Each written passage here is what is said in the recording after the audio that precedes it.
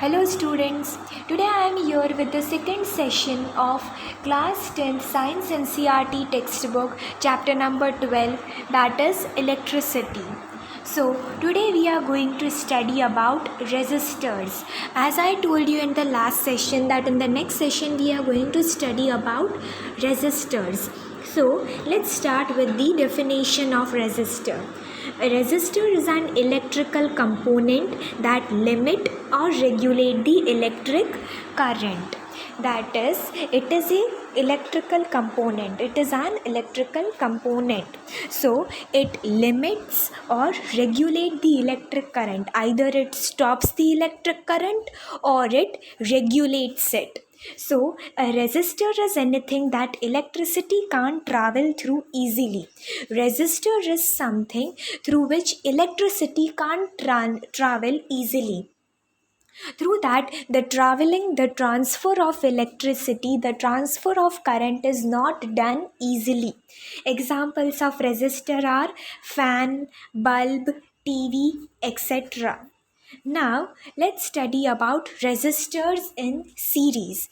Basically, resistors are of two types, resistors in parallels and resistors in series. So, the first is resistor in series. As I told you that if an ammeter is used, ammeter is an electrical device about which we studied in the last session. We discussed about it already that ammeter is something which is used in which the resistance, or we can say the resistors, are kept in series. That is, it is always in series type. Ammeter is always kept in a series. So similarly here also, when the resistors are kept in series, ammeter is used. So here we know that V is equal to YR, that potential difference is equal to current into resistance, which we already studied in the Ohm's law.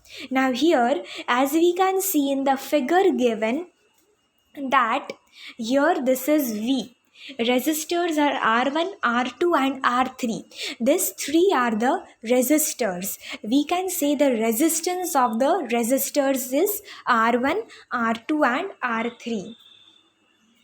These three which are kept in line, these are the resistors, and R1, R2 and R3 is the resistance of these resistors. Here ammeter is used. The positive end of the ammeter is connected to the positive end, and the negative end of the ammeter is connected to the negative end of the battery. Now, as we know that one more thing you remember, which I told you in the last session also, that current flows from higher potential to lower potential. That is from positive side of the battery to the negative side, as arrows are drawn this way. So the current always flows from higher potential to lower potential. Now, if we consider this formula for this circuit, how will we do? We know that the potential difference for all the three resistors will be V1, V2 and V3.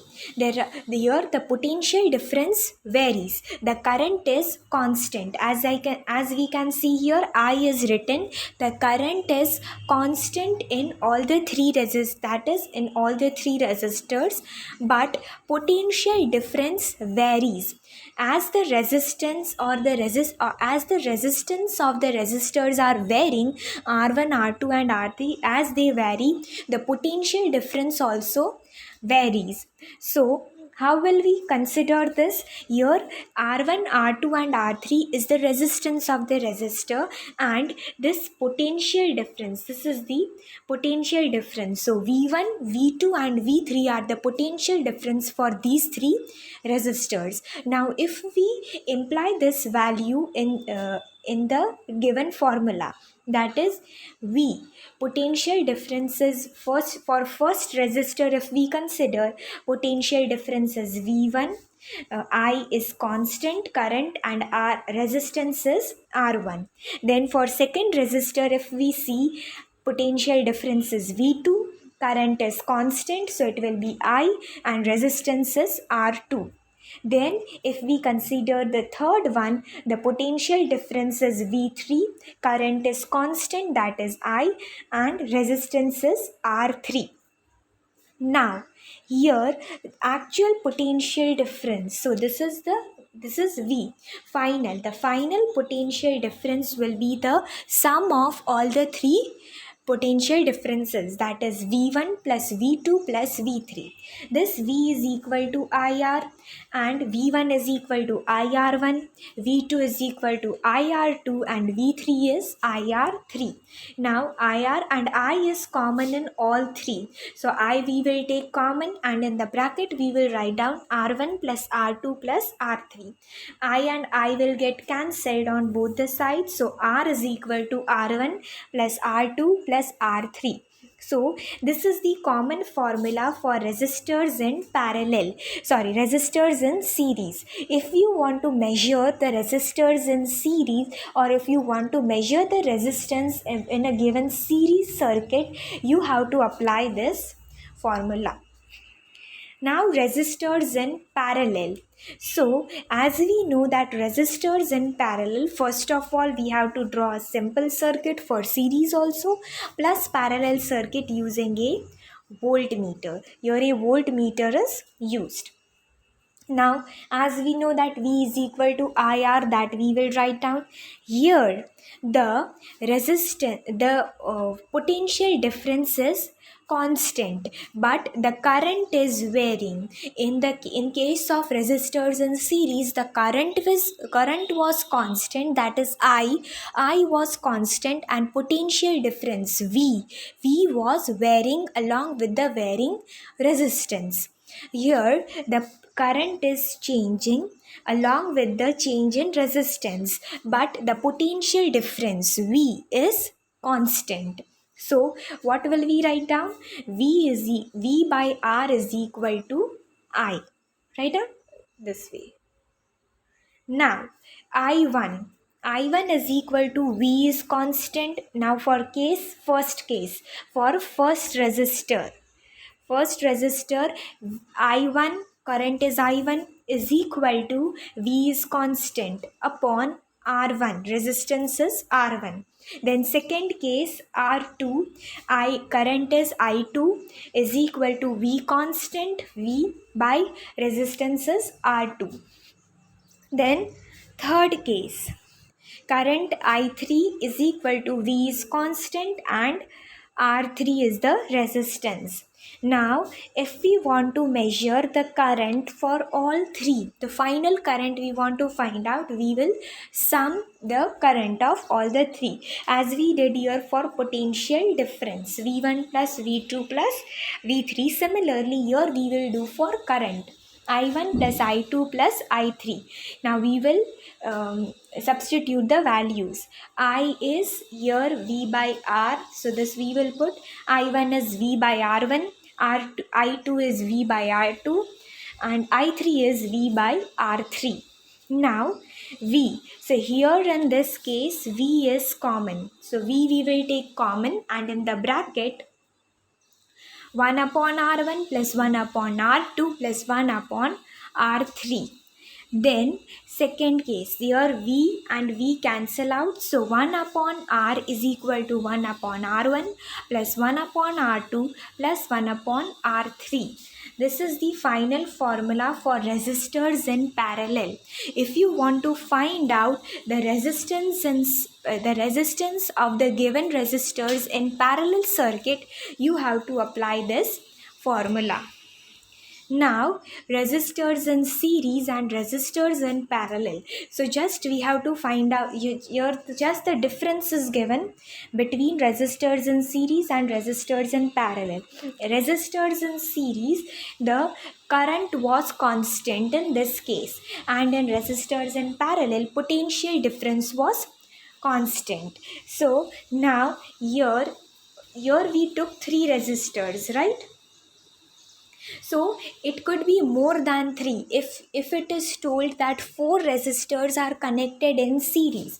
That means one more resistor you have to draw over here. So 4 resistors you have to draw which are connected in series. So it would be infinity, means how much we want to join, that much we can join.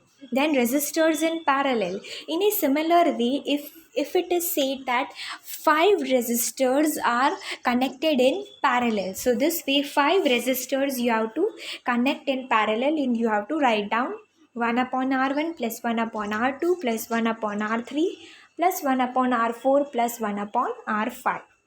Now, advantages of parallel combination. So, according, or we can say comparatively, comparative study between series and parallel combination, the parallel combination has more advantages as compared to series combination. How? Let's find out. In series, when one resistor fails, the circuit is broken and non-component works. So, if resistors which are connected in series, as if suppose 6 resistors are connected in series, and the second resistor, the resistor from here, it fails, the second resistor fails, then the whole series will stop working. None of the resistors of the whole series will produce electricity. So the whole series fails. While in parallel combination, if the second resistor, that is the resistor given here, fails, then the electricity will keep on flowing, the current will keep on flowing, either from here, either it will flow from here, either it will flow from here, from anywhere the current will flow, because the resistors are not in a line, they are connected parallelly. So current is distributed, and here the current flows from one resistor to the another one, and this way the current is passing. But here the current passes through different ways and different resistors. So if one of the resistor fails in a parallel combination, then also the current will keep on flowing.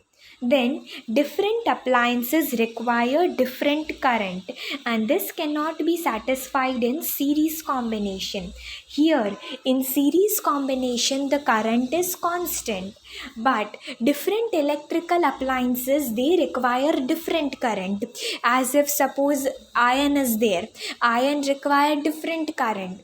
Then AC, air conditioner, it requires different current. Refrigerator requires different current. Similarly, this way different electrical appliances, they require different currents.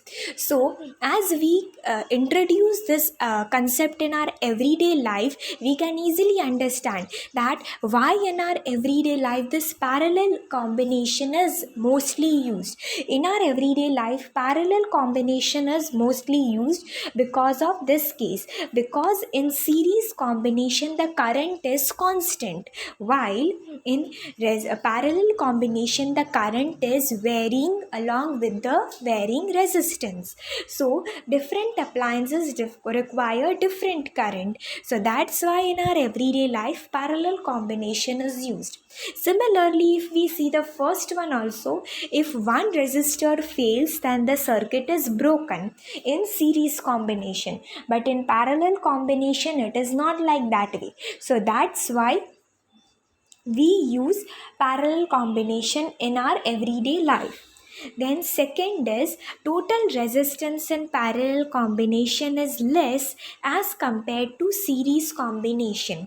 The total resistance, if we calculate this 1 by R in parallel combination, it will be less as compared to series combination, because this is the reciprocal and not that much electricity is used. So that's why the total resistance in parallel combination is less as compared to series combination. So that's why parallel combination is the mostly used combination in our everyday life. Now we will study about heating effect of electric current. Heating effect of electric current is, if the conductor is purely resistive, the source of energy continuously gets dissipated in the form of heat. This is known as heating effect of electric current. That is, if there is a conductor which is purely resistive, Means resistive means it do not react to electricity very easily. So if there is a conductor who is purely resistive and the source of energy continuously get dissipated in the form of heat, so this is known as the heating effect of electric current. Now, we know that a battery or a cell is a source of electrical energy. That a battery or a cell, it is a source of energy, right? And the chemical reaction which is going on within the cell generates the potential difference between its two terminals. As we read in the last session also, that the chemical reaction which is going on inside the cell, it generates the potential difference between the two terminals, that is the positive and negative terminal of the cell, and that sets the electrons in motion.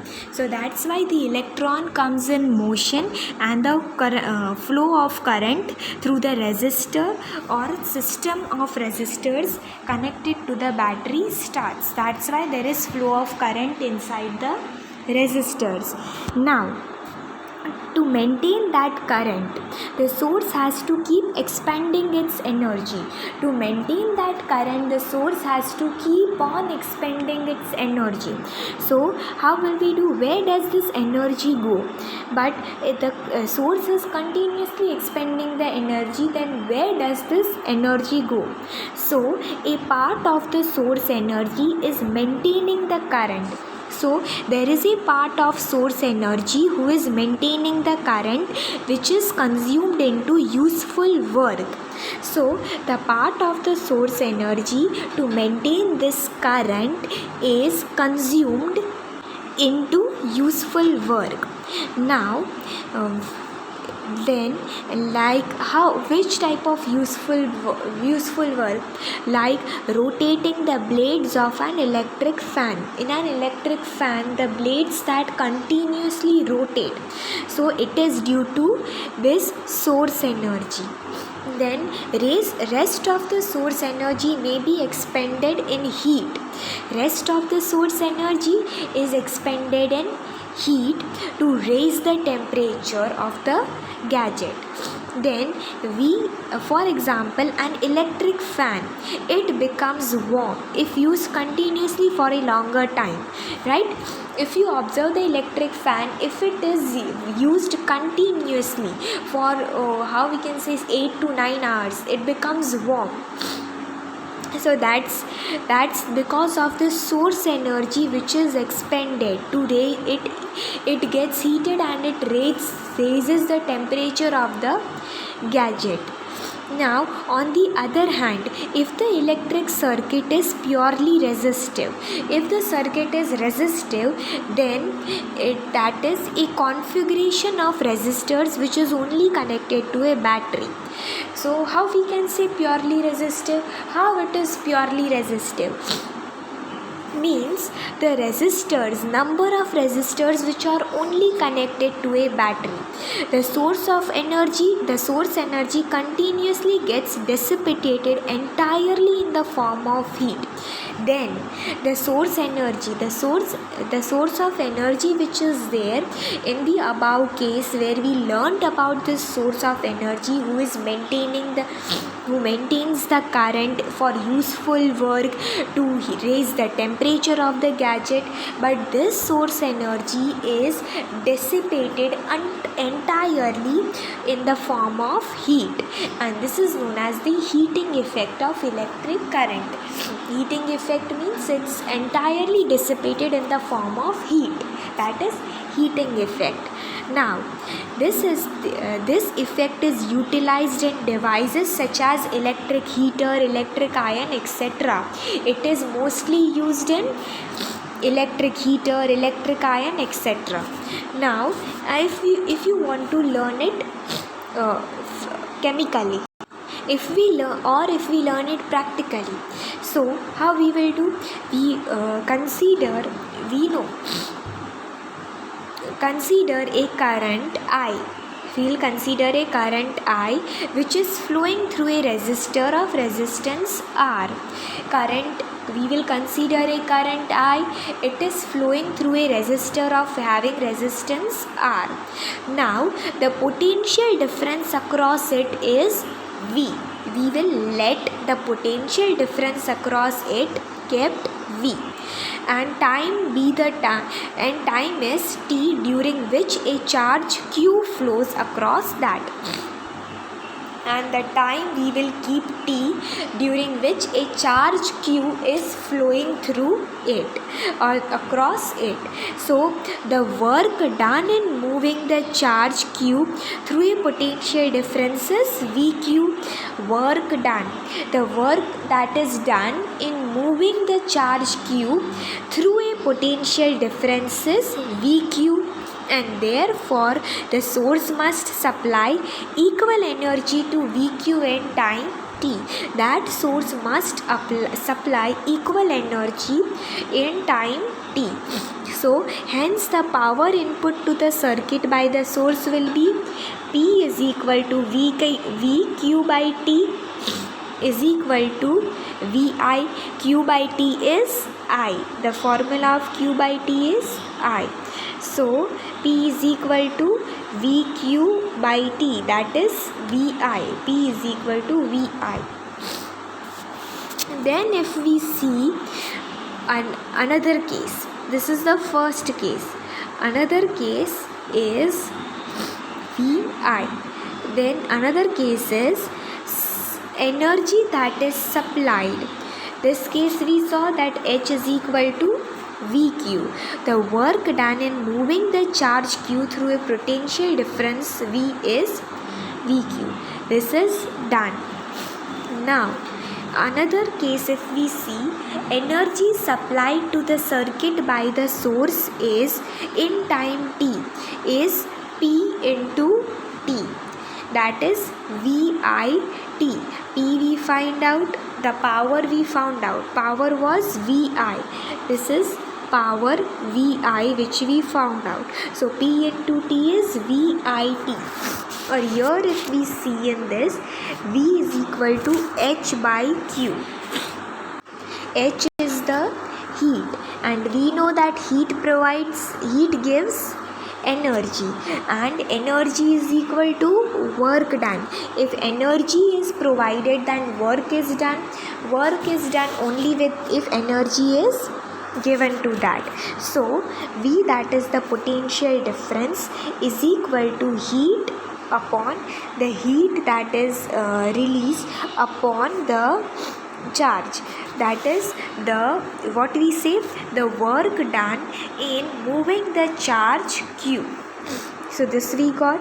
Now as we know that I is equal to q by T, so Q will be equal to IT, and we know that V is equal to IR. These are the simple formulas that we have already studied in the last session. Now if heat is supplied, in this heat we are going to take as heat produced. So if heat is produced, it can be V, that is potential difference, is equal to charge. This we found out, right? So the work done, that is work done is energy. So if heat is given, energy is released, and if energy is released, work is done. So if work is done in moving the charge q through a potential difference V is VQ. This we already found out. Now another is the energy that is supplied to the circuit by the source in time t. The energy that is supplied to the circuit by the source in time t. In time t, the energy that is supplied is VIT, that is potential difference into current into time. How did we got this VI? As we read in this slide itself, that the power which was input to the circuit, the power that the source input in the circuit, so that is P is equal to VQ by T. Q by T is I, so V into I.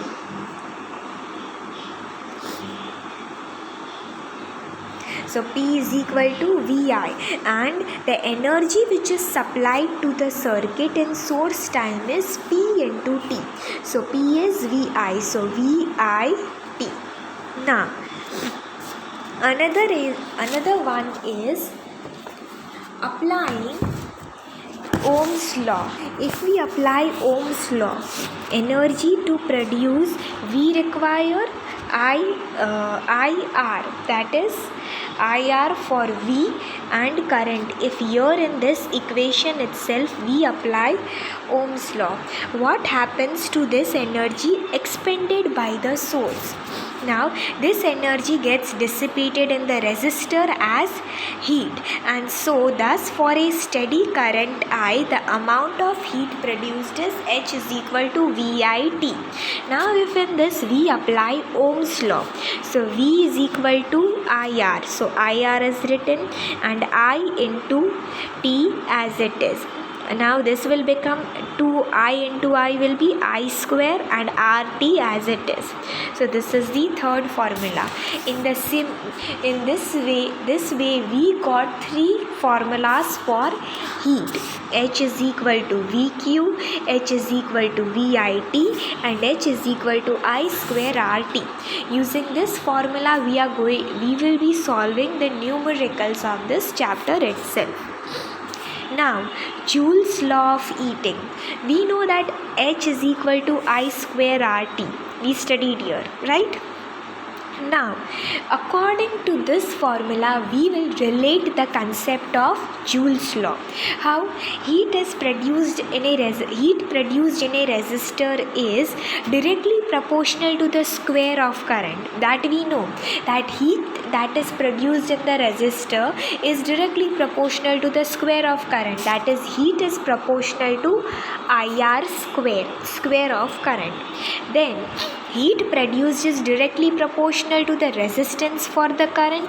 H is proportional to R, right? Here H is directly proportional to R, H is directly proportional to I square, and it is directly proportional to the time for which the current flows through the resistor. That is, H is proportional to T. So if we relate this, here we are getting H in all the three cases. So H we will write down here. Here it is I square, R and T. So this we got the formula of heat, and this is only known as Joule's law of heating. Now, the applications of effect of electric current. One more thing you have to remember is SI unit of heat is joules, capital J. Now let's see the applications of heating effect.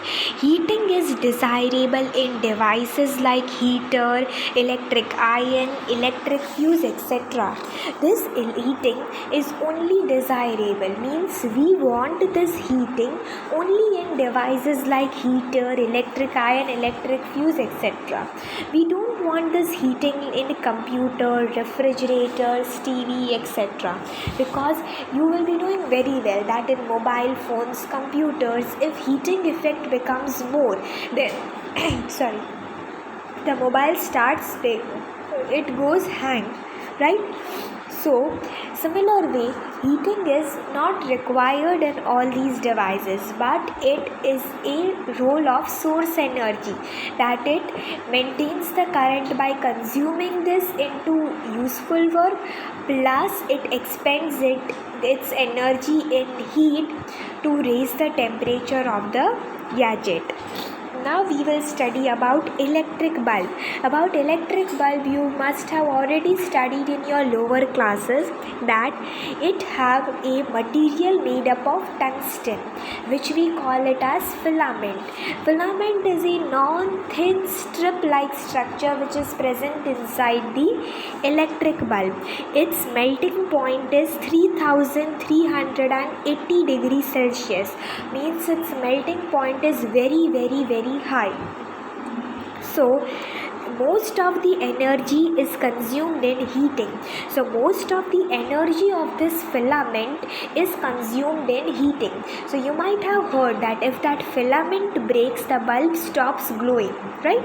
So because most of the energy of this filament is consumed in heating, and only if the filament gets heated, then only the bulb will light up, and only small part of light bulb filled with non-reactive gases like nitrogen and argon. Only a small part of this bulb is filled with gases, non-reactive gases like argon and nitrogen, and most of the energy is consumed in heating. So that's why that filament do not get heated up very easily, and it do not gets break up, because it do not get melt very easily, because its melting point is very, very high. Now electric fuse. Electric fuse is a device which protects circuits and appliances by stopping flow of electric current in case of short circuit or overloading. Electric fuse. Whenever there is short circuit or overloading, this electric fuse is a device which protects the circuits and appliances by stopping the flow. It stops the flow of electric current whenever there is short circuit or overloading. Electric fuse is always connected in series. It is always connected in series. So as if one resistor gets broken down, the rest of the resistors stops the flow of current. It has very low melting point, and it is like wire made up of metals or alloys like tin, copper and aluminium. It is like wire. It is made up of metals, alloys like tin, copper and aluminium. Then electric power. Electric energy consumed per unit time in an electric circuit is called electric power. The electrical energy that is consumed in a unit time in an electric circuit, we term it as electric power. SI unit of power is watt, W-A-T-T, which is denoted as capital W. Now we know H is equal to VIT, H is equal to I square RT. So H is equal to V. Here if we substitute the value, V is equal to IR, so I is equal to V by R, and P is equal to electrical energy consumed, that is E, per unit time, that is T. So electrical power is denoted as capital P, electrical energy is denoted as capital E, and time as T. So P is equal to E by T. Now P is equal to E. E is already heat, as we studied here, that if heat is provided, then only energy will be released, and if energy is released, work is done. So we can write down heat as energy. So energy can be written as heat.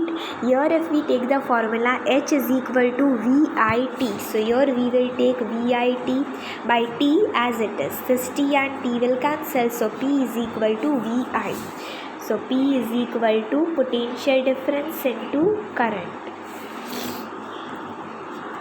Another formula if we see, here P is equal to VI.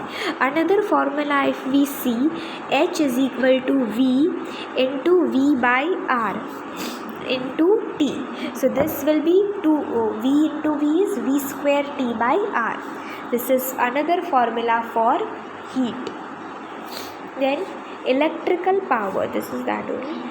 Now commercial use of electrical energy.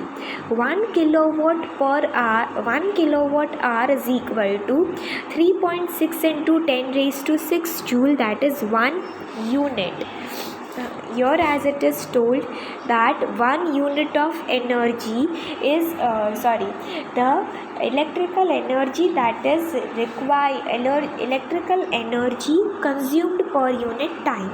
So this is 1 unit of energy. How did we get? We know that SI unit of power is watt. So 1000 watt is equal to 1 kilowatt. This is the fact.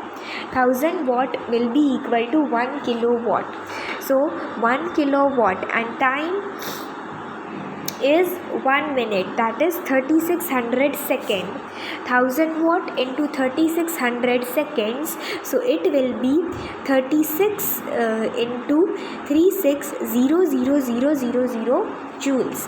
Now if we reduce the zeros, so 1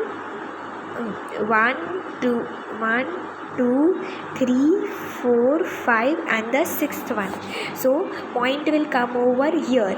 So 3.6 into 10 raised to 6 joules is 1 unit, that is we can say it is 1 kilowatt hour. This is for 1 hour. So 3000 watt is 1 kilowatt kW and 3600 is for hour, 1 hour. So 33.6 into 10 raised to 6 joule is 1 kilowatt hour. With this, we complete the theoretical part of chapter number 12 of class 10 science NCERT textbook, that is electricity. Thank you and have a great day.